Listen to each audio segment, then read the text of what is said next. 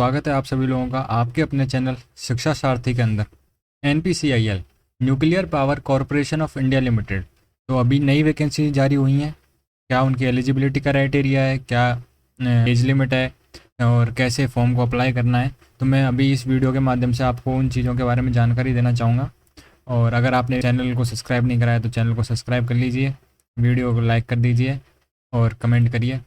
और अभी क्या वैकेंसी हैं, किस पोस्ट पे वैकेंसी हैं, तो ह्यूमन रिसोर्स मैनेजमेंट, ये गुजरात साइट के लिए निकाली गई हैं। HRM 01/2025। एप्लीकेशन स्टार्टिंग डेट है 28 मई, 10 बजे से एप्लीकेशन आपकी स्टार्ट होगी। और जो लास्ट डेट है एप्लीकेशन भरने की वो है 17 जून, 4 बजे तक आप एप्लीकेशन भर सकते हो। उसके बाद में आप एप्लीकेशन नहीं भर सकते। ओवर इंडिया के बच्चे अप्लाई कर सकते हैं।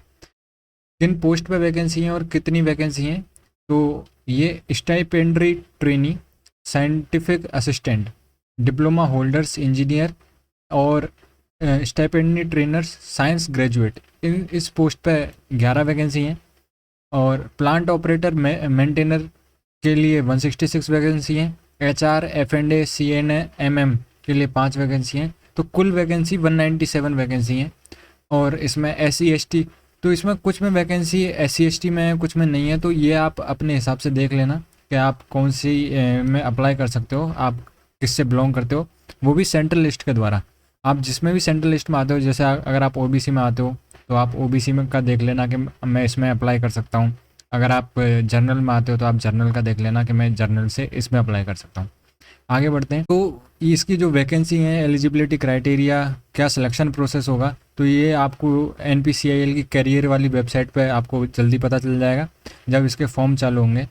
अभी मैं आपको बताता हूँ कि इसमें एजुकेशन क्वालिफिकेशन क्या है। तो स्टाइपेंडरी ट्रेनी ऑपरेटर, ये कैटेगरी सेकंड, और मेंटेनर, ये भी कैटेगरी सेकंड की, ये 2 वैकेंसी हैं। इसके अंदर आप 10+2 होने चाहिए, साइंस सब्जेक्ट से होने चाहिए, और साइंस के अंदर मार्क्स 50% से कम नहीं होने चाहिए, और आपने 10+2 मैथ और साइंस से की होनी चाहिए। तो आप ऑपरेटर के लिए अप्लाई कर सकते हो। अगर आपने मेंटेनर के लिए SSC 10 year with minimum 50% in science subject and mathematics individual and 2 year ITI relevant trade, तो इसका ये मतलब है कि आपने 50% आपकी साइंस और मैथ में होनी चाहिए इंडिविजुअली, मतलब 50-50, और 2 साल का आपने ITI का रिलेवेंट ट्रेड में इलेक्ट्रीशियन या फिटर के अंदर आपने कोर्स कर रखा हो।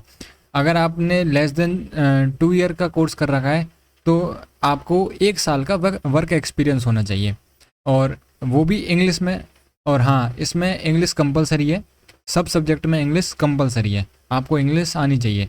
अब हम बात करते हैं assistant grade 1 HR, assistant grade 1 F&A और CNMM। तो इसमें आपकी बैचलर डिग्री होनी चाहिए, और बैचलर डिग्री के अंदर आपने मिनिमम 50% की मार्क्स होने चाहिए। आपने किसी भी रिकॉग्नाइज्ड यूनिवर्सिटी से आपने बैचलर डिग्री कर रखी हो। इसके अंदर आपको टाइपिंग टेस्ट होगा, फिर इसका आपका कंप्यूटर प्रोफिशिएंसी टेस्ट होगा।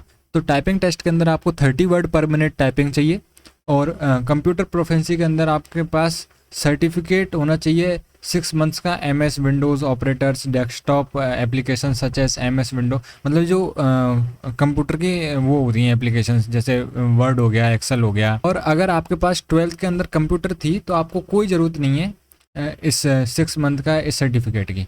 तो ये इसका एलिजिबिलिटी क्राइटेरिया है, एजुकेशन क्वालिफिकेशन। और अब मैं आपको बता देता हूँ एज लिमिट, और ये मैंने आपको बता ही दिया कि फॉर्म 28 तारीख से चालू होगा, 28 मई से, और लास्ट डेट है 17 जून।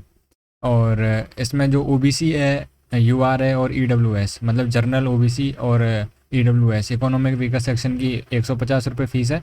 SC ST की कोई फ़ीस नहीं है, और फीस ऑनलाइन मोड से आपको पे करनी है। ये फॉर्म जो है वो ऑनलाइन मोड के द्वारा भरा जाएगा।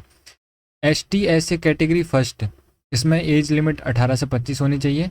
कैटेगरी सेकंड के लिए 18 से 24 होनी चाहिए। असिस्टेंट ग्रेड के लिए 21 से 28 साल होनी चाहिए आपकी। और ये मैंने आपको बता ही दी है कितनी वैकेंसी हैं, किस किस में वैकेंसी हैं। डिप्लोमा होल्डर्स की 60% मार्क्स होने चाहिए किसी भी मैकेनिकल, इलेक्ट्रिकल, इलेक्ट्रॉनिक ट्रेड्स के अंदर। डिप्लोमा अगर आपके पास है तो आपके मिनिमम 60% होना ही चाहिए, ने 3 साल का डिप्लोमा कर रखा हो। आपने इंग्लिश कंपलसरी है, मैंने आपको ये पहले भी बता दिया है। एंड साइंस ग्रेजुएट के लिए BSc with minimum 60% marks, BSc सेल बी with physics and principles chemistry.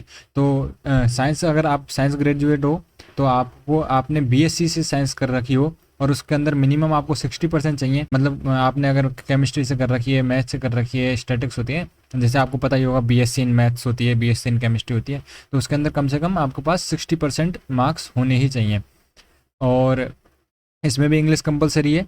Candidate have mathematics as the principal, जिनके पास प्रिंसिपल सब्जेक्ट बीएससी में मैथ्स है वो इसके लिए एलिजिबल नहीं है। मेंटेनर के लिए आपको फॉर ट्रेड 2 साल का आईटीआई होना चाहिए किसी भी रेलेवेंट ट्रेड में, इलेक्ट्रीशियन, फिटर, इलेक्ट्रॉनिक इंस्ट्रूमेंट्स, इसके अंदर इंग्लिश मैंडेटरी है इसके अंदर भी, और 50% मार्क्स आपके ज़रूरी हैं। और जो प्लांट ऑपरेटर इसके अंदर 10+2 है और इसके अंदर 50% मार्क्स ज़रूरी है, मैथ्स और साइंस से आपने कर रखी हो और इंग्लिश कंपलसरी है।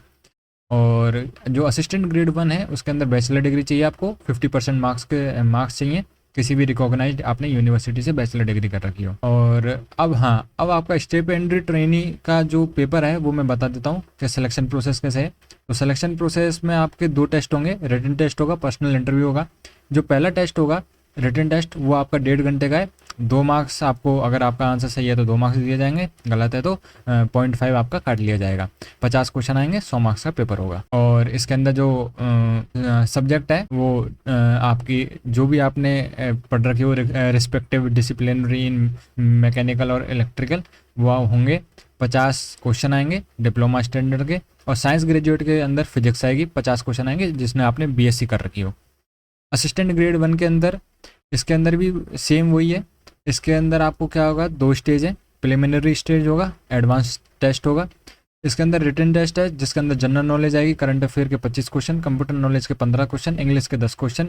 रिटन टेस्ट होगा 1 घंटे का होगा, 150 क्वेश्चन आएंगे, सही होने पे 3 मार्क्स मिलेंगे, गलत होने पे 1 मार्क्स आपका काट लिया जाएगा। अप्लाई कैसे करना है ये जल्दी मैं आपको बता दूंगा। मेरे को ये फॉर्म समझ में नहीं आ रहा है कैसे भरना है तो मेरे को कमेंट में ज़रूर बताएं। बाकी बस आज के लिए इतना ही।